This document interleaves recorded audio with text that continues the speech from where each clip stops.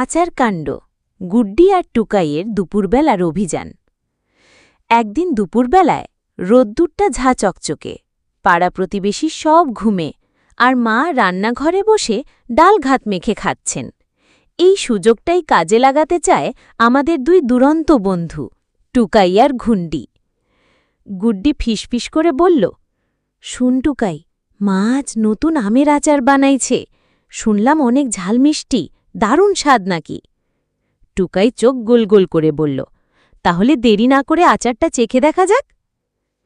দুজনে চুপি চুপি ঢুকে পড়ল রান্নাঘরের পাশের বারান্দার কোণে রাখা বড় কাচের বয়ামের দিকে। মা তখন নিশ্চিন্তে ভাত খাচ্ছেন, কিছু টেরই পাননি। গুড্ডি ধীরে ধীরে বয়ামের ঢাকনা খুলল, আর টুকাই তার আঙুল ডুবিয়ে তুলল 1 আঙুল টক ঝাল মিষ্টি আমের আচার। উরে বাবা, দারুণ! টুকাই খেয়ে হাঁ করে বলল। দুজনেই একের পর এক চাটছে আচার। এমন সময় হঠাৎ মায়ের ডাক। মা পিছন থেকে দাঁড়িয়ে বললেন, গুড্ডি, টুকাই, কি করছিস তোরা? এই বয়াম তো আমি অতিথিদের জন্য রেখেছিলাম। দুজনেই আতকে উঠে দাঁড়াল। গুড্ডির মুখে তখনও অর্ধেক আচার, আর টুকাইয়ের আঙ্গুল কাঁচের বয়ামে।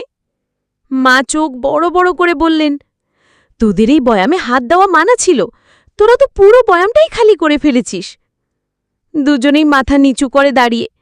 তখন মা এক হাত কোমরে রেখে বকা দিতে দিতে বললেন, এর শাস্তি হবে, আজ দুপুরে তোরা শুধু ভাত খাবি, আর কোনো কিচ্ছু পাবি না, আর আচার তো মোটেই পাবি না। গুড্ডি কাঁদো কাঁদো মুখ করে বলল, মা, শুধু 1 টুকরো আচার দাও না।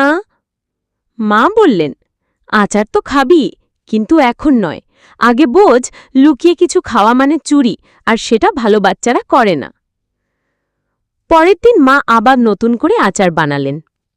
এবার গুড্ডি আর টুকাই মায়ের কাছে গিয়ে বলল, মা, এবার যদি বলো আমরাও সাহায্য করব। মা হেসে বললেন, এই তো আমার মেয়েরা ঠিক শিখেছে।